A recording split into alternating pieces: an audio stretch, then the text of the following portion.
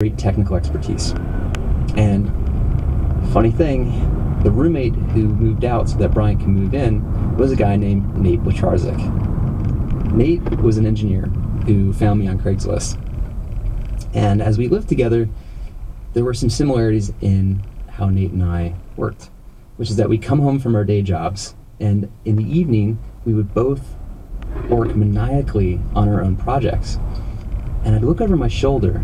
I remember thinking to myself, this guy has a work ethic just like I do. If I ever need an engineer, I think I'm going to call Nate. So here we are, January of 2008. So I meet Nate for a drink. I tell him about this weekend experiment with these 3 guests, and Nate loved the idea. He's like, we can use the internet to actually get people off the internet. How cool is that? And he had this coding experience that neither you nor Brian had. He was a computer science degree from Harvard. Yeah, he sure did. So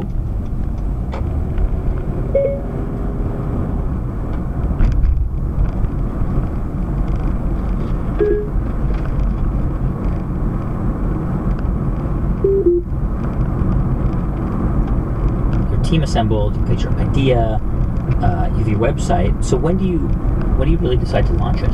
We all agreed that we would launch the next version of our site, Air Bed and Breakfast, at the next big tech conference, because actually we thought the original opportunity was housing for conferences. Right. So the next big one that was coming up was South by Southwest.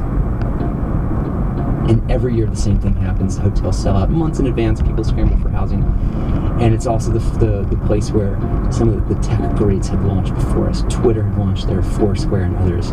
We thought, well, this is perfect. We're just going to follow the rocket ship that all of them did. Yeah. So at this point, we have about 3 weeks to build before South by Southwest. I'm doing design, Nate's doing the coding.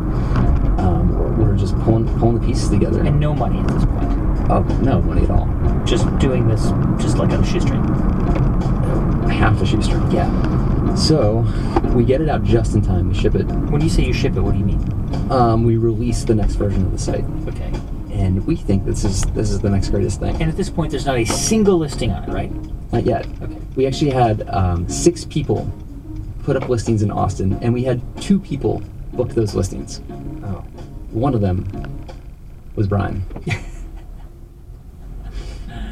Wow. So it was not a smashing success at all. Were you guys like sad, or were you laughing about it, or were you? No, this was completely demoralizing. Yeah. Here was this idea that we were so excited about, and nobody took us up on the idea. So we learned 2 things from Austin. The first was that exchanging money in person is really awkward, especially inside of a home.